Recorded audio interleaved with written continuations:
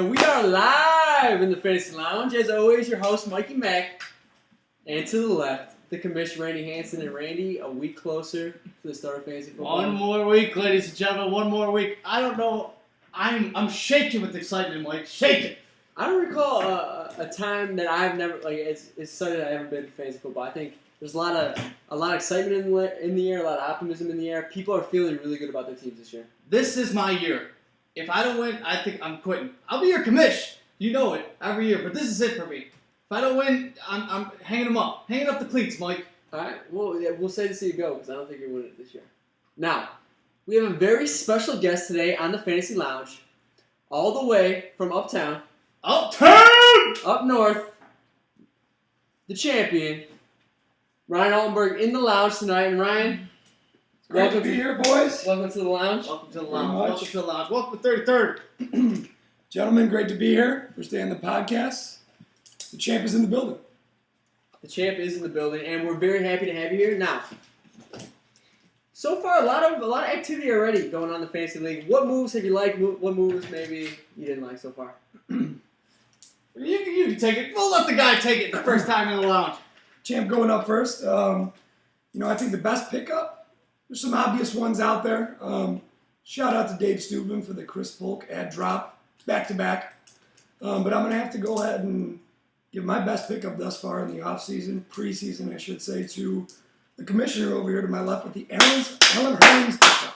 I was going to say my own was the best pickup. Alan Hearns got a handcuff. Allen Robinson got a handcuff. You know that third wide receiver, you don't know what's going to happen. It's always a question mark at third wide receiver. You got to handcuff it. You solidify me for my championship push. How about that, Mikey Trotter? I mean, to be honest, I think Allen Hearns is better than Allen Robinson. You picked Allen Robinson in the 5th round. So. It doesn't matter. Both on my team. Doesn't matter how they got there. They're there. A sneaky play, though. I like Gallagher picking up D'Angelo Williams to start the first 2 weeks. Good snag. And then I also like Lewis getting Marcus Wheaton. Lewis, it looks like he has a love-hate relationship with David Cobb. He added him, he dropped him, added him again, and then dropped him. You know, like, if you want to throw money away, we're all here, Lewis. Or you got that El Gallo money. We're all here to get those free burritos. He's been hanging out with Dave Steuben too. Oh, but you know what? I'm going to have to give a shout-out to Dave Steuben this week. A whole week without a transaction.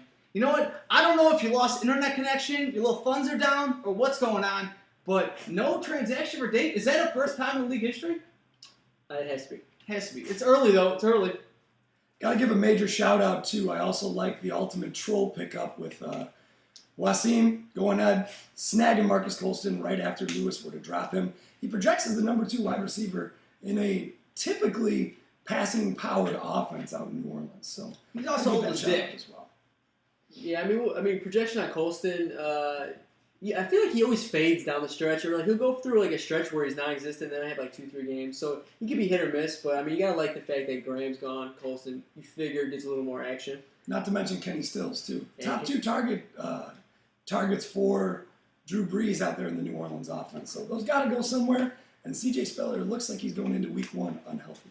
Interesting. That's a good nugget of information there. That's why we bring the champ on the podcast, right? Hey, now, don't get there without doing my research, Michael. That's true. Now, as always, a guest on the Fantasy Lounge has to go through the hot seat. So hot seat, burn it up. It's a little hot in here. Now, I'm gonna give you some questions. I'm gonna put you through the burner a little, the grinder, and see what you have to say. Are you ready? I'm good to go. Now, scariest team in your division? Ooh, we give the guy a lot of grief. Kane knows. He knows what's coming. We give the guy a lot of grief for the way he's played, his finishes over the past few years. But I think the scariest team in my division, at least on paper, Laith Jabra over there. With his 2 running backs in the first 2 rounds, AP, DeMarco Murray, and Peyton Manning in the 3rd round. Those are 3 guys who are elite talents and proven at their position. The only thing is, can all 3 of them stay healthy and continue to play at that elite level? It's weird having Laith and Scary in the same sense, because usually you always want to play Laith. Maybe this year you don't want to play him. I wish I could play him twice. Laith's always going to mess it up one way or another. He's got that complex, you could say. Almost, it's like doom or gloom just around his team. We'll see. Let's give him a little more credit this year. He's like Eeyore to me. Let's see if he could put it together. Now, Ryan, least favorite draft pick you made this year? I've been back and forth between a couple different ones of these, and I'm going to have to go with Niall Davis. which I took. I think he's a good handcuff there for Jamal Charles, but I went with him way early. There were 2 other guys that I really liked in the draft, and I was hoping to get Tyler Eifert coming back around. Missed out on him with that Niall Davis pick, so I was a little disappointed in that one, so I'm going to have to go with that one for my least favorite. Buyer's remorse. Yeah. Now, very difficult to repeat as champion. Going into the first week, how confident do you feel with the roster you assembled that you could win another sold-out TV's league championship? You know, I feel very fortunate just kind of going into the season, having one on the belt, notch on the old belt, finally brought one home. Shout out to Steuben for upping that transaction money. I'm going to get my ring for this year's championship based off just his transactions. So thank you, Dave. But, you know, I'm going in. I'll probably be clawing and scratching for one of those back-end playoff spots with how I'm projecting with the first couple weeks. Tom Brady, obviously, suspension news looming. Hopefully we'll get an alert here. Adam Schefter might text me, let me know that he'll be in for the first couple weeks. And the way that Carolina offense has been looking, Cam's looking really shaky as my starter for the first 5 weeks of the season. Now, wouldn't that be so great? You just gotta get to the dance, though, Mike. You know, you just gotta get to the playoffs. Exactly. I just want to sniff the playoffs. Exactly. Wouldn't that be something to get some breaking news on the Fantasy Lounge? I would love it. Dude, give me pumped right now. Oh. Now, one receiver in the NFL you personally could guard in the slot. You know, I thought about this one, and one name popped immediately into my head. Justin Blackmon. Dave, again, you did me dirty with the trade a couple years ago. Did you dirty? That snake? Well, I tried to unload Cam Newton as a bench QB after trading late for Aaron Rodgers. Got Justin Blackmon. 2 weeks later, gets caught smoking a blunt. Pretty sure he's out of the league. So I guess he can't go down as my receiver that I can guard out of the slot. So I'm going to go with the ever-aging Dwayne Bowe. Especially if Josh McCown's throwing him the ball. I would lock him down.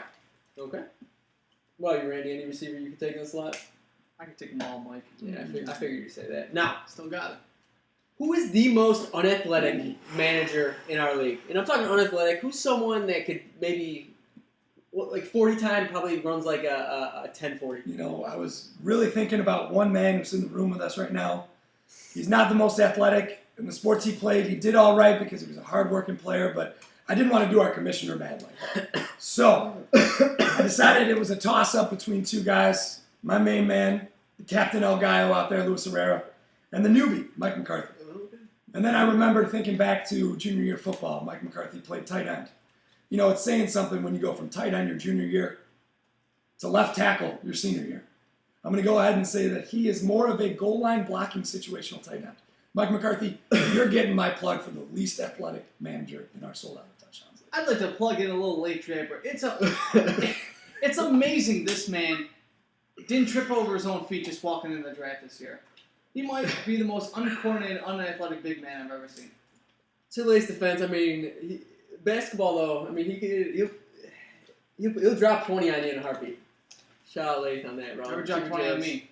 Now, so Ryan, you're officially off the hot seat. Woo! Take a deep breath. And now some hard questions coming his way, but that's what we had to do. You want to stick around? We got some more questions. We got a breakdown this week, don't we? No, I'd actually like to flip the script on you. Hot seat for you two, the host of the Fantasy Lounge. So coming off the cusp. Straight off the dome, unscripted.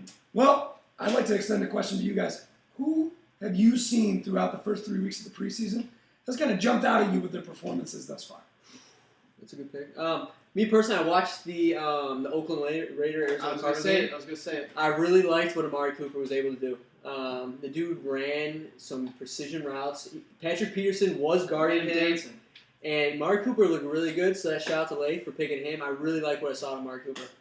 You know what I'm going to have to say? A guy that happens to be on the commissioner's team, Sam Bradford, tears up Green Bay's #1 defense. You know, they're the ones out there. It goes 10 for 10, 3 touchdowns. Could this be a sleeper pick in the 11th round? Randy got him as a top 10 quarterback. You know what? If he stays healthy, he's got potential. He's got potential, Mike. Might have a little bit more than your first initial pick, Ryan Tannehill. You know what? 5, I believe. Handcuff them both. You know what I mean? All they have to be is on your team. Doesn't matter when you draft them, right, Mike? It's true. As long as you're on a team, people tend to forget if you win the championship when you drafted people. That's true. So I'm going to go ahead and give my pick for my preseason standout. I'm going to go in the real deep and give you a little Leonard Hankerson action. Ooh, name. A former Redskin. Former Redskin. If Roddy White doesn't stay healthy. Roddy White is hurt, and I know that they love Hankerson out there. The question is, will the wide receiver 2 get a lot of play in that offense? That remains to be seen. But his stat line coming in with 3 games, 7 catches, 78 yards, and a touchdown. So, Not bad. it's a little nice nugget right there from the. You know, Atlanta can't run the Defending ball. They could try. Their offensive line sucks. And to their credit, Matt Ryan's a pretty good quarterback. He can spread the ball around. I mean, he made Devin Hester a decent play at receiver last year. Especially when Roddy White was out, and I believe right now he's on the injury report. Harry Douglas had a good year with Ryan behind the helm, so hey, I like that. I like that piece of information. All right, we're rolling right now in Fantasy Lounge. Now, last week we broke down 2 of the divisions in our league. Now we have to do one more. My division, the Little Lebowski Urban Achievers. Looks to be like a tough division. I'm excited. There's going to be some good competition. We'll start with Lewis's team. Lewis goes running back, like many teams did in the first round. He goes Charles Forte.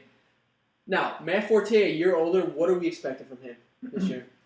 You know, I like Forte a lot. Going into the season, I didn't really see him as a first-round pick. But the way things have played out with the skill positions out in Chicago, you almost got to see with Alshon Jeffrey hurt, Marquise Wilson's got a hammy, and Eddie Royal out with a hip injury as well. He may be that first-round back, pan out to his actual selection at the 8th pick in the first round, just based off volume alone. Bears suck. It's going to be a long season for us Chicago fans. So might as well just jump on the Matt Forte train. Yeah. Because that's all they got, as in years past. And, you know, Jake Cutler's been screwed up one way or another, so might as well dump it down about probably 6 to 7 times a game to Matt Forte. Especially PPR. I mean, that's the thing, too, about Forte. I mean, he's just such a beast in the backfield. But, I mean, Jeremy Langford's looking good. You don't think maybe they kind of give Forte a little rest this year? Absolutely not. They're going to run him until he dies. Until he pukes. I don't know. John Fox has a history of trying to do a little bit of a, maybe not running back by committee, but definitely at least a 60-40, 70-30 split in the backfield. Even did so in Denver last year, even when C.J. Anderson was on that hot stretch at the end of the season. Ronnie Hillman was still getting some play out of the backfield, so you got to wonder. That is true. Langford is their number 2, you know what I mean? And it's their guy they drafted.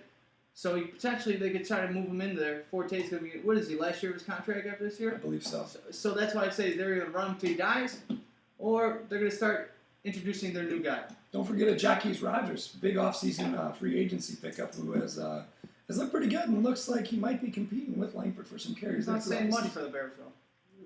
Definitely not. I'm higher, though, on the running back position. But I misspoke earlier. Lewis went Forte, McCoy, not Charles. That's my fault. Okay, now in the 3rd round, he goes Big Ben, 4th quarterback taken overall. Is he worth that pick? He had a big year last year, don't get me wrong. He had a huge year. Threw for about 4,800 yards. I believe he was a top 5 quarterback at the end of the year last year. I do like the pick. However, in the 3rd round, not very high on him in the 3rd round. I think he could have waited until round 4 and hopefully snagged him. Maybe gone with a wide receiver at that point since he went running back. He did pass on some pretty decent wide receivers. 2 that come to mind: Brandon Cooks, Julian Edelman. Even though Edelman is hurt, Cooks looks to step into a big role. Edelman has to play all season. But Cooks is a sleeper. I love Cooks. I love the Cooks pick for Mr. Mikey Mack over here. We'll talk about that later. But the thing is, Steelers offense, I'm calling it right now, top offense in the league. Ooh. Top offense in the league. Do we got a bold prediction for the board? Yeah, Artavius Bryant, I don't care he's out 4 games. Keep him on your team. I wish he was on my team. This guy's a stud. He's killing in preseason. That's Right one now. guy. I'm documenting it. Antonio going Brown, on the board. you have the number 1 wide receiver in fantasy. Yeah, I would say in football. You have the number 1 running back in football. and Heath Miller. You know, you could say all you want. You could bash him all you want. But guess what? He's a glorified better Witten. Comp to Witten. I could see that. Well, I mean, not when Witten was in his prime, but Not now. when his prime, but now is you have I would say a top 7 tight end. And their O-line is solidified in the 2nd year under Chip Daly. Boom. I mean, I think Roethlisberger is definitely going to be a top 5 quarterback. Could he get him in the my 4th last round? fantasy draft? I don't know. I think he would have dropped to the 4th round, but I mean, That boy there's no saying. And if you like a guy that much, might as well take him. I know as good as anyone that you just got to grab him if you like him. Rankings There's are a chance he rankings. won't be there coming back around. Now, Lewis, we all know he's a diehard Bears fan, Oh, he's got to have 2 or 3 on his team. and he does this year. He goes Martellus Bennett at his tight end. Now, he caught 90 balls last year, over under 90 receptions this year for Martellus. Over. I'm going under. I think that the play calling goes a little bit differently. Like I said, John Fox, he's definitely got a history of running the ball. I think they try and ground and pound a lot more than they did last year, especially the way Trestman threw the ball around. And I think that Cutler actually spreads the ball around a little bit if he can get that top 3 wide receiving core of Eddie Royal, Marquise Wilson, and Alshon Jeffrey healthy the majority of the year. John Fox always uses tight ends. I think they always use it. He made Julius Thomas a household name. Before that, Shockey. Before that, Greg Olsen. Mm-hmm. Martellus Bennett, I'm telling you, he's going to be a household name. Us in Chicago, we know him well. He's right now, the ESPN Top 100 came out. He's not in the Top 100. He's got something to prove. He's got something to prove right now. He's going to get in and get it out. I like him for touchdowns, but I don't think he gets 90. I could call it close. Top Maybe 10 80. Over 10 touchdowns? Under and over. Under? Yeah. Over 8. I'm gonna say under on 8. I think he goes for like 6 to 7. 6 to 7? Yeah. Give me a number. 6.5? I'm going 6.5. 6.5. Put it on the board! We got another one. All right. Now, the obvious weakness in Lewis's team is his wide receivers. Jordan Matthews is his number 1. Can Lewis get enough from the receiver spot to make a playoff push? He has Deshaun Jackson, Cecil Shorts. There's not a whole lot he's working with. The Marcus Wheaton pickup. Yeah, Eric Decker as well on his team. Is that enough to get him to the playoffs? No, he's wide receiver by committee, and that's what's going to kill him at the end of the day. Lewis, I didn't know if you knew this, but it's a PPR league, so you might want to get some good wide receivers. Ooh, shots fired. My thing is there's a lot of question marks over there with all those guys at the wide receiver position. Deshaun Jackson, boomer bust. Who knows if Kirk Cousins can offer more to him than RG3? That has yet to be seen. Jordan Matthews, I do like that pick. I believe that was his 4th-round pick coming back around that he missed out on.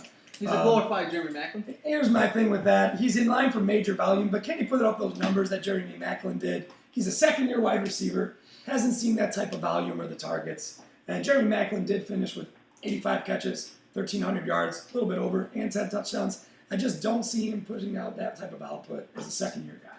Yeah, I don't see Matthews as number 1. I think Matthews could be a really good number 2 for Lewis, but that's his number 1 right now. Too. You need in this league to win. You need a solidified number 1, and that's the thing. That's true. Now, we'll end on Lewis, and then we'll kick the tires on Matt Channel's team. Oh, now, God. First-round pick. I like the pick. Rob Gronkowski going in the first round. Any concern about Gronk's previous injury history?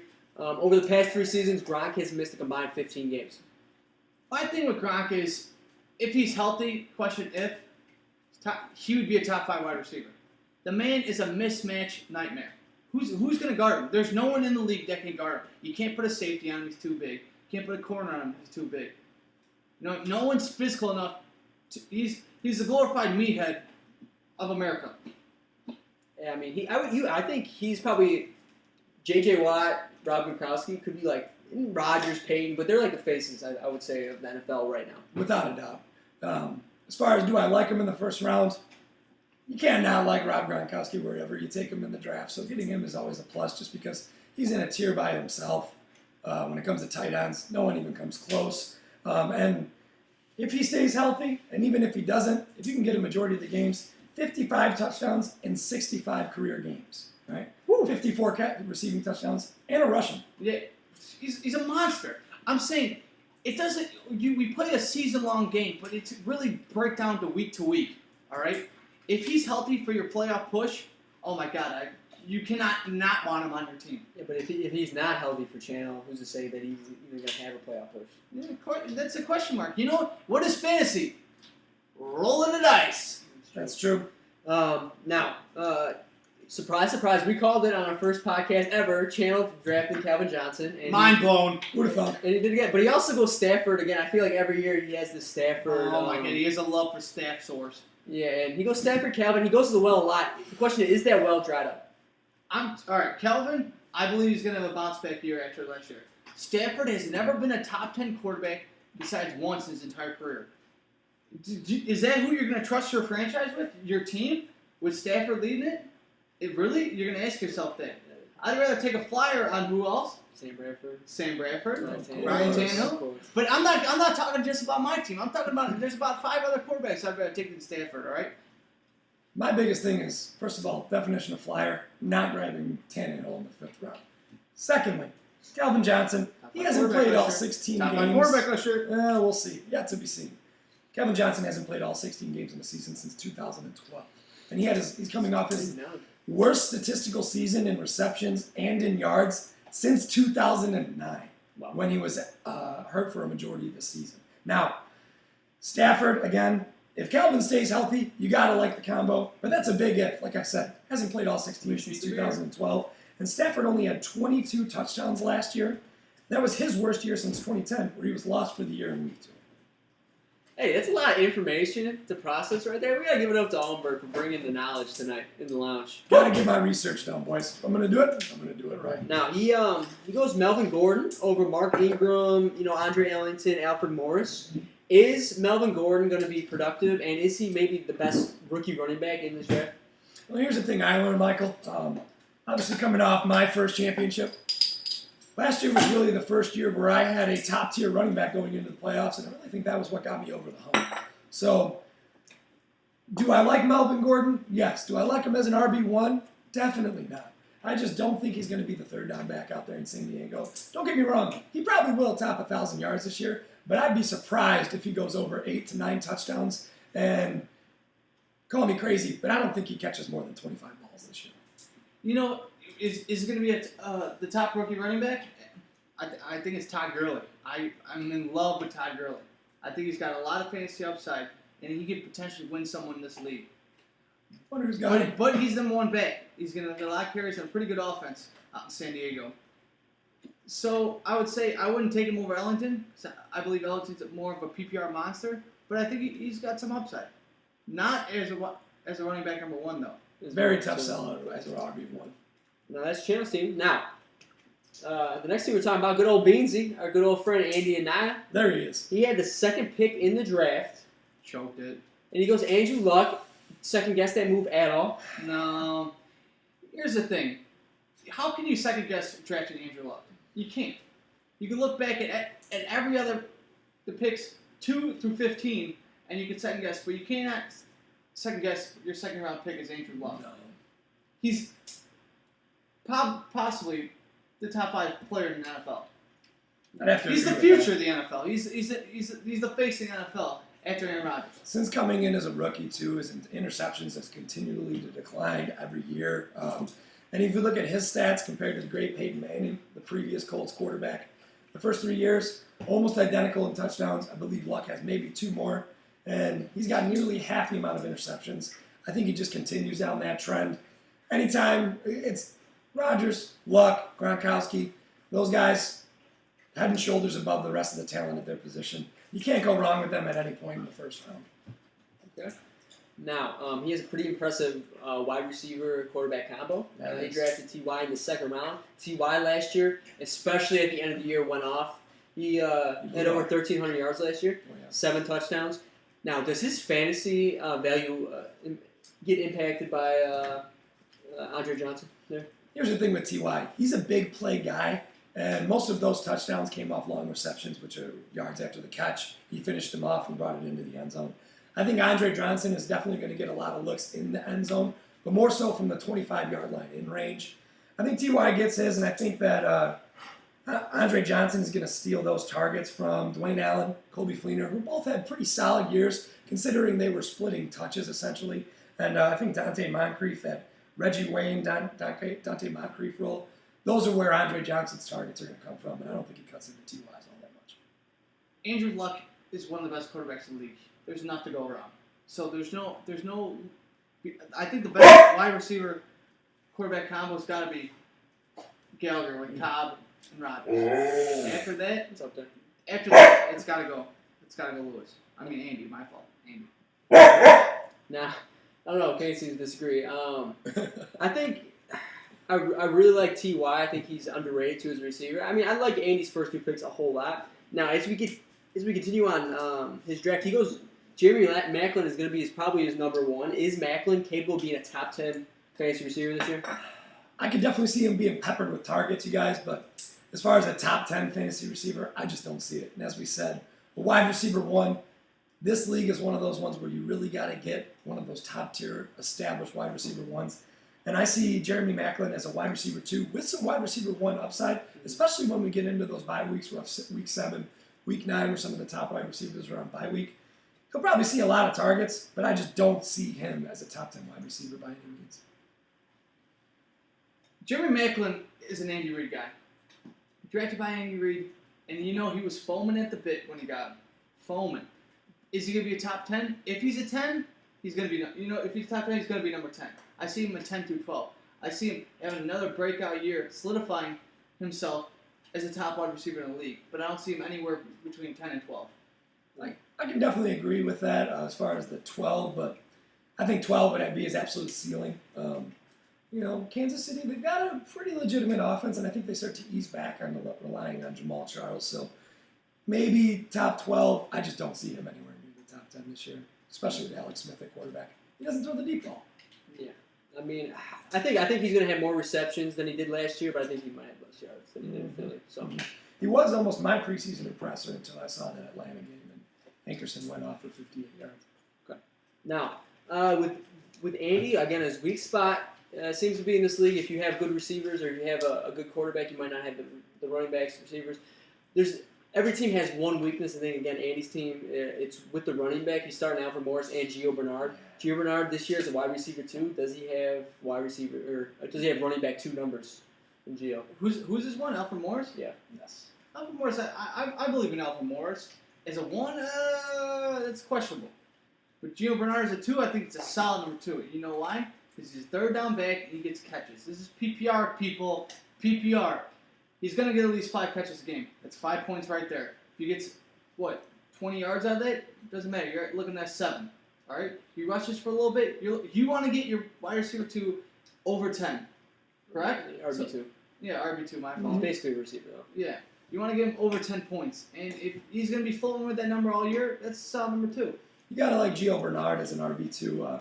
I actually drafted him last year, and if you forget last year before Jeremy Hill bursted onto the scene as a rookie, he was projected as a second-round pick, and that's exactly where I drafted him, as 8th pick in the second round. Granted, he lived up to it the first couple of weeks, got hurt. Jeremy Hill came on very strong and actually took over the load as far as the first and second down running back. But there were a couple of weeks last year where I started Gio and Jeremy Hill, and Gio actually outscored Hill one week because of his PPR value. Gio can win you your fantasy game that week. He's got that potential. He's got big play in him. Big play. I guarantee there's a game big where cojones. He goes over 25 fantasy points in a week. I wouldn't doubt it. I think he's got over/under maybe 2 of those in him this year. Okay. You'd be surprised now. Now, the last team in the Little Lebowski Urban Achievers is the man talking to you right now, my team. Mikey back! Now, let's talk to Randy and Ryan. Where do you see my team stacking up in the division? How do you like the breakdown of my team? Randall, would you like to start with your points, or you want me to lead the way? I'll let you lead, right? You're the new guy. Sounds good. Taking a look at Mike's draft, I love the way he started off. Obviously, he's at the number 12 pick. Most teams, like any, would definitely try and stack up one position. And he did a pretty damn good job of it, taking Demaryius Thomas, top 5 wide receiver from last year. And one of my personal favorites, the man himself, Odell Beckham Jr., who, along with Jeremy Hill, single-handedly won me my league last year. Now, my problem here is taking a look a little bit deeper down in the draft. Number 1, I'm going to start Brandon Cooks. Okay? Obviously, he had a really good year last year, especially down the stretch before getting hurt. However, he had 10 games last year under his belt, 50 catches, 550 yards, only 3 touchdowns. Okay? That's my concern there, is the touchdown aspect with him. He should be a PPR monster. Do not get me wrong. But are you worried at all about injury, health concerns, and possibly even maybe coming out, maybe he was just a flash in the pan with that rookie year? So, I like the Cooks. I like the Cooks pick a lot. Love the Cooks. That's why I also drafted Brandon Coleman. Great call.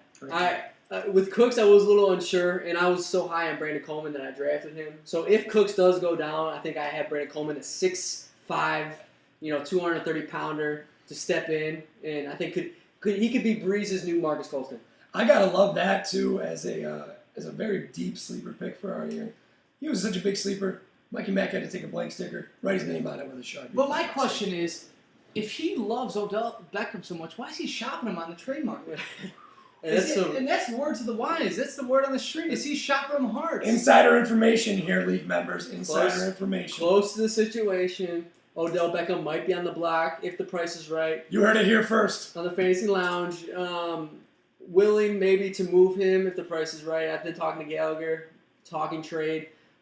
You know, you have to really wow me, but you know, I'm always trying to make my team better, and if trading Odell Beckham makes my team better. My question is why though? Why you have an awesome wide receiver 2? If he's your 2, he could be a 1. He is a 1. He is a 1. But you gonna shop him? Are you that confident in Brandon Cooks then? Is that the question? I am very confident in Brandon Cooks, but it's more not being confident in my receivers. It's my lack of confidence at the running back position, and also the news today of Julius Thomas needed surgery. I drafted him thinking that he's going to be ready by week 1. He's not going to be ready probably till like 4 or 5. I had to start Mercedes Lewis, which I'm not too thrilled about that. But at the same time, I would like to upgrade those positions. Maybe get a really good running back too, and a really good tight end. That's a really great segue into my next point that I like to touch up on. Waited on drafting a running back until, I got to count on one hand, round 6, I believe? Yeah. Round 6, which I believe you drafted Alfred Blue. Yes. And then coming back around Chris Ivory back to back. Okay. I went Blue, Randall, then I got Ivory. Oh, okay. And then Ivory back to back, yeah. Which I do like Randall. I know there's a lot of noise floating around about an RB guy by committee, and Jeremy Fadden just had a good week in preseason. My problem with that, the running back situation with you, Seattle D in round 8. I love it. With no depth there at the running back position, he went defense in round 8, pulling a Matthew Gallagher for crying out loud. I love it. And then proceeds to pass up. We'll get into the defense here in a minute, but in regards to your worrying about your running back position, you took a defense in round 8 and passed up on the likes of Arian Foster. Don't get me wrong, he's hurt. Good handcuff for Alfred Blue. And when you had Alfred Blue, with Foster possibly coming back, that could have been a great pick for you. And Doug Martin, TJ Yeldon, Rashad Jennings, who through the first 4 weeks was a top 10 running back last year. What are your thoughts there, Mike? No, yeah, I totally messed up that whole Blue and Randall situation. You heard it here first. No, I botched that one, but I have no regrets taking Seattle D because defense wins games in fantasy. I'm telling you, I've seen it firsthand. You know, if we have a top-notch defense that's going to give you 15, 20 points a week. Those are very, very valuable points. Bro. Now, I will say this though, I should have drafted Arian Foster. I'm more regretful taking Cody Latimer and not taking another running back. Okay. That's maybe my biggest thing. But at the same time, I am happy with Ronnie Hillman also as a possible play. So I think I have 4 running backs that can be productive in fantasy this year. Hillman definitely making some noise. And I'd have to agree with you that the defense can make a very heavy impact, considering about 3 years ago, Wasim had Seattle defense who drafted 65 on me in the first round of the playoffs, knocked my ass right out there. Now, I think that pretty much we dived into my team. Now, what I would like for us to do now is go through our overall power rankings of our league. First power rankings of the year, my friend. Yeah, first power rankings of the year. And we're going to start with teams that we think from 12 to 9. So basically the worst tier of teams in our league. And Ryan, why don't you kick us off? Who do you think the worst team going into week 1 is right now? I'm going to go in bad luck a little bit with the Jordy Nelson injury, but I'm going to have to peg Waleed as my number 12 here going in. You want me to go all the way through 9, or should we just go 12 now, or you want me to go 12? You know what? I'm also Waleed is also on the low end of my. Holy cow! On my. Hey Waldo, guess what? Across the board. Across the board, baby. Oh, do I play in week 1? Oh, I think I do. What's up, Waldo? It's just tough breaks for Waldo, but at the same time, I think maybe if he hits that waiver wire first couple weeks, he could make a big improvement in his team. We'll see. Number 11, I'm gonna have to go with Dave Steuben. Dave Steuben. I'm not. Again, I don't like the Le'Veon pick. I think his receivers are not that impressive. You don't like the Le'Veon pick? Not in the first pick. Top 3. He was a 3rd pick overall. I don't like the fact he's missing 2 games. Especially if you have him 3rd pick overall about everybody. Dave, I'm with you. I love that pick. I love that pick. You know how my feelings are. He's a modern-day Marshawn. I guess I'm not sold on Russell Wilson. I'm right there with you. I'm not really sold on Russell Wilson, but I'd have to hold off on putting Dave at number 11, and I actually pegged Matt Channel there at number 11 for my 11th spot. I'm right there with you, Matt Channel. You know what? It goes down to Stafford.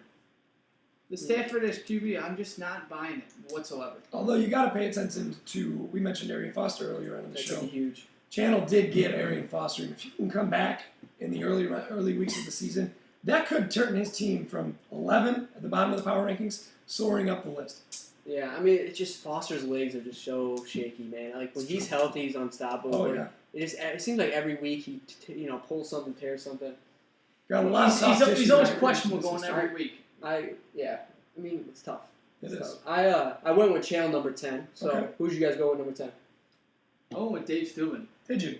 I've actually got Andy and Naya at number 10. And I think my main reason for that, I didn't really like the Jimmy Graham pick, which I believe was his round 3 pick, if I'm not mistaken.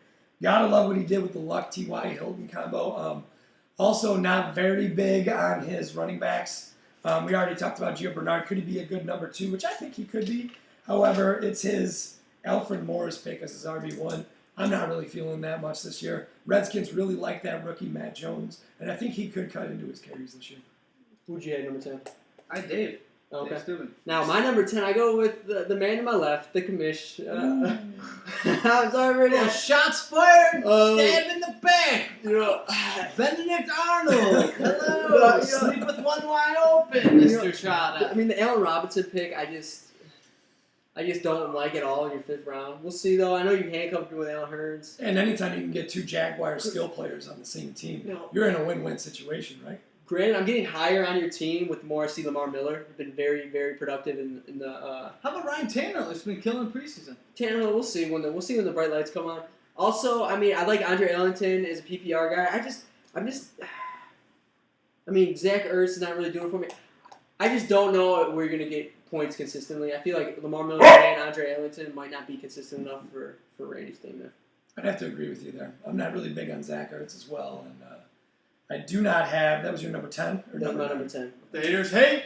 Now, if we go right to number 9, I had Andy's team. Okay. So I actually had Steuben there at number 9. Big reason for that. I'm not a Russell Wilson believer by any means this year, and really, really concerned about his wide receiver position. Now, what you say about Andy, Andrew Luck could win him 2-3 games that he should have without won, a doubt. depending on the matchup. So, I mean, and you know what? And one thing about Andy, too, he's pretty crafty as well. I mean, he's willing to deal. So, who knows, maybe a trade week 3, week 4 puts him over the top. He does have Graham again. Andy, I'm open to talks. It's true. You know who I have at 9? I'm giving it to him, bro. Kane knows. Leith. Mr. Jibber Jabs. And you know what? I liked his draft. I did. But the only thing is, it's a full year season. It's a full year season. So Leith finally studied one time before the draft. Let's get a round of applause for Leith. Good job. You finally studied one time before a draft. It's been about since 2006, Leith. Congratulations. Welcome to the league. Guess what? It's a full year league. So are you going to be able to keep up week by week and be able to play your starters? He drafted a kicker, I might add. That's not even in the league. That was Actually, last year. This is this year. No, he didn't draft. Connor Brad. Last year. He got cut, but he got picked up. When he drafted him, And he was in the league. Yeah. Yeah, he was in the league, but guess what? He got picked up. Will he even start for the team? We're going to see after week 4. Final cuts. That's Leith for you. Leith's the kind of guy, he doesn't pay attention to the details. And guess what? If you want to win Leith, you got to pay attention to the details. It's a pretty strong call out there. Absolutely. We got resentment. You'll see. Yeah. Now, if we go to number 8 overall. At my number 8 spot, I actually did a little bit of a last-minute flip-flop, and I got Michael McCarthy there at number 8.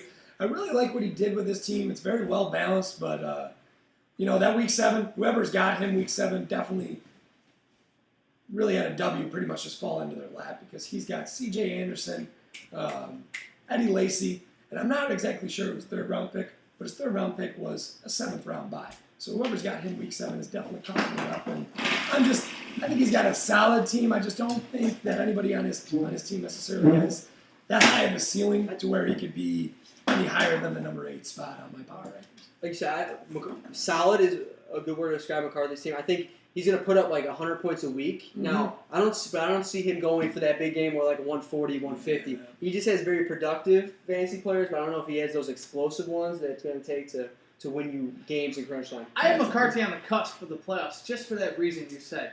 but he's on the cusp for a reason. You know, what I mean, he doesn't have that big play potential. He's a run-of-the-mill 500, 500 team.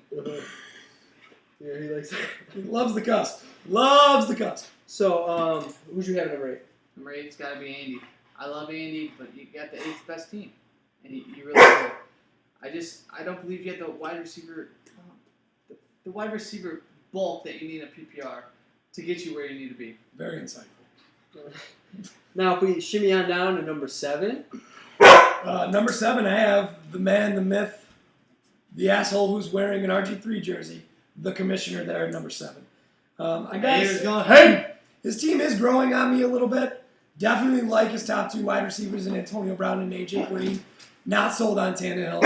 I think Ellington continues to see a reduced role as the season progresses with David Johnson, as well as Chris Johnson crowding the backfield over there. And, I just taking a look at the teams ahead of him. Not that he has a terrible team. I just think that the 6 that I have placed ahead of him right now are definitely playoff teams, and he's going to be a little bit more on the board. You know where my 7th pick is. It's McCarthy. I already went over it before. He's right there. Well, he's got to prove it. He's got to prove it. For me, number 7, just outside the playoffs, is Lewis, and that's tough for me to do because Lewis is such a great fantasy player. I just don't know if he has enough of the receiver spot. We touched on it earlier, but at the same time, it wouldn't surprise me if Lewis is again right there in the playoff picture. I think teams 8 through 4 in our division could easily be seeded 1, 2, 3 in the playoffs. I agree. Now, if we go and say power rankings, the 6th best team to me is one Matthew Gallagher. I think he gets off the T9, and I think he actually breaks his 3-year streak of playoff, non-playoff fantasy season this year. I like the Rodgers-Cobb combo. Over the top. You gotta love it. Easily the best combo. It rivals the Luck TY, but I think with Jordy going down, that the Rodgers-Cobb combo is easily the best wide receiver and quarterback combo in the league. My number 6 spot, actually, I have Gallagher a little bit higher than you have him. I actually have myself at number 6. I didn't want to go toot my own horn and play the cocky commish, or the cocky champ, I'm sorry, and walk in there and rank myself number 1. And I think I have a genuine concern about my first couple weeks of the season, but who knows? Like we said, Brady news looming. If it comes out that he's not suspended, I may have to redo my power rankings to put myself atop the top 4. I also got number 6. It's got to be Gallagher. And Matty Matt, he's finally going to sniff the playoffs? The playoffs this year or what? That's the question. I put him at 6 because I faith in there's no way he can be that bad 3 years in a row. His team's that good this year. Can he screw it up? But the question is, at the end of the day, who's taking care of his fantasy team when he leaves after week 3? It seems he always kind of has a drop-off with that. And I have faith in Ricardo, but do I feel confident that Ricardo is as good of a fantasy player as Gallagher? I do not. And here's the thing. You got to understand that he won't be there to text Ricardo that often or get in touch with him. So he'll basically be going into the second half of the season managing blind. But like Randy always says, a blind squirrel finds a nut every once in a while. Now, for the number 5. Broken clock is always right Twice a day. Yeah, we got to finish that off for him. Now, one too many something. I think the next spot, the 5 spot, I'm going to go with myself, actually. If we would have done this podcast right after the draft, I'm putting myself number 1. Again, with the Julius Thomas news, and then also, my running back situation is not exactly where I want it to be. I put myself at 5. I believe you put yourself at 5 because he doesn't want to be too cocky. He doesn't like to jinx himself, but he wants to put himself in the playoffs. That's the thing. You got to take Mike Trout because he's George Costanza over here. All right, he's doom and gloom, but my team's good enough to beat you. I put number 5 Lewis, and you know what? I look at Lewis's team and I like it somehow, but the thing is, I trust Lewis's fantasy skills to put him in the playoffs. He's always in the playoffs every year. You got to give him the benefit when the benefit's doubt. Definitely. Now, 4 seed would be. I hate him. I hate him with a passion, but it's got to be Mikey Mack. I like Mike's team just based on his wide receivers. The thing is, Mike, as long as he doesn't fuck himself in the ass by trading Odell Beckham, and I'm going to say it now, because he texts you, should I trade him? Should I trade him? Should I trade him? It's on your phone, right here on the line. I'm like, you're an idiot, Mike. Go ahead and trade him, and I'll see you. Maybe, you know what? He'll have a toilet bowl over his head next year if he trades him. So as long as he keeps him, he's number 4 for me. I'm going to kill my agent because I'm pretty sure he said that this was a family-friendly podcast, and Randall Hansen's over here going full triple X mode. Anyways, my number 5 spot, I've got Lewis. Gotta love what he has at a very deep team. And number 4, I actually put Matthew Gallagher. With the news about Jordy Nelson coming out, I really like what he's done with that combo. And I just think that he's got enough running back depth, owning both Jacksonville backfields as well as Jacksonville and the 49ers backfield.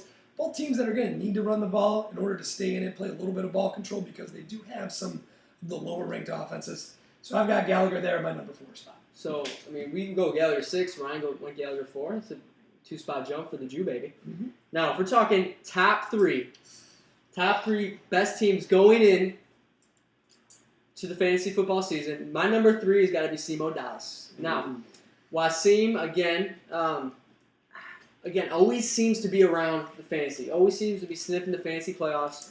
I think there are some holes in Simo's team, but then again, there's holes in everybody's team. I'm not huge on Eli Manning as a starter, but at the same time, I think he maybe could throw for 4,000 yards this year. It could be a possibility.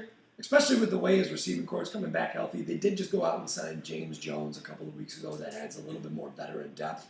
Ruben Randall coming back healthy as well as Victor Cruz. And obviously the man who made the most noise, Mr. Madden cover, Odell Beckham Jr. He's got a lot of weapons. Shane Vereen coming out of the backfield.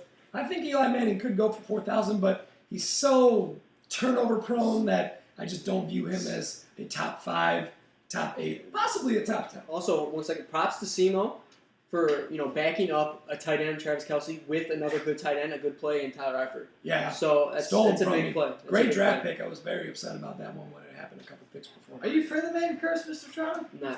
Is that where you're trying to shop him? No, I'm not shopping him. I'm not just shopping him. I want some high price return for him. I think you're like the hot girl at the party that just likes to be talked to sometimes.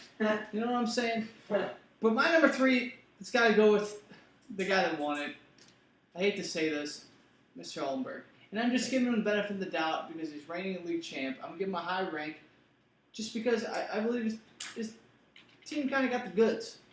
But we'll wait and see. You know what I mean? It's a new year, new you. That's what I like to say. Definitely. New year. You got to prove it. It's an every year league in this one. So you won 1 year, so what? Some people have done the past. I haven't, but some people have done the past. I agree. My number 3 spot, I got the man to my left over here, Mr. Rowe, the Trotta. I think he's definitely got probably the best wide receiving core that we have in our league, without a doubt. Really? And if he chooses not to trade out Odell Beckham Jr., and the fact that he can pair up Brandon Cooks with Drew Brees and back-to-back picks in the 3rd and 4th round, end of the 3rd, beginning of the 4th, you got to love what he did there. And if they can tag together for some touchdowns, his team looks pretty good. Pretty good. We'll see. Now, my number 2 spot. This is going to be shocking. I can't believe I'm even saying this right now. Number 2, best team going into our fantasy league, Leith Jabra. What? How is this even possible? What? I know, that's what I'm saying. Leith, I'm putting that out there, bro. I think you have a good team now. Oh. The question is, like you said, is Leith's managerial skills going to be able to put him over the top? Because he's got the roster. I mean, you got to love the AP DeMarco. That's top-notch running back duo. I love me some Amari Cooper. Golden Tate, caught over 100 balls last year. He has Stop it. He did. He has the firepower this year to make a run now. And the question is, can he manage his team well enough? That's a great question. And I actually have Leith at my number 2 spot as well. Whoa! On paper, I've got him week 1. Holy paper, cow! His team has elite players at key positions in Peyton Manning, as well as AP and DeMarco Murray. The only thing is they were elite players in the past. If his wide receivers can show up to play week in, week out, and Owen Daniels, don't sleep on him as a wide receiver, as a touchdown target with Peyton Manning. That could pay big dividends, especially in big games throughout the year. I'm not going to even justify what these 2 idiots just said. My number 2 has got to be Wasim. And it's just because Wasim was talking to me. He's like, should I pick Marshawn Lynch or should I pick Julio Jones? What happens? He gets both. Shout out to him for those 2 picks. Great grabs. I think somehow, some way, Wasim always finds himself in the championship push every year. And you know why? Because I think he's actually a good manager, but he also drafts well. So shout out to Wasim. Now, number 1 overall, going into our fantasy season, I got to go with the man on the right. Ryan Allenberg, I think, has the best team going into this fantasy season. I'm going to tell you why. First of all, let me hear it. I'm big. People hate on Cam Newton. I'm big on Cam Newton this year. You know why? Stop. I kind of like Cam Newton this year. I think he's gonna have. Just gonna give him a man crush. He's gonna have a good first 5 weeks, and that's what Ryan needs. That's all I need him for. Brady's coming back. The Devontae Adams pick kind of puts him over the top because now he has 3 for sure.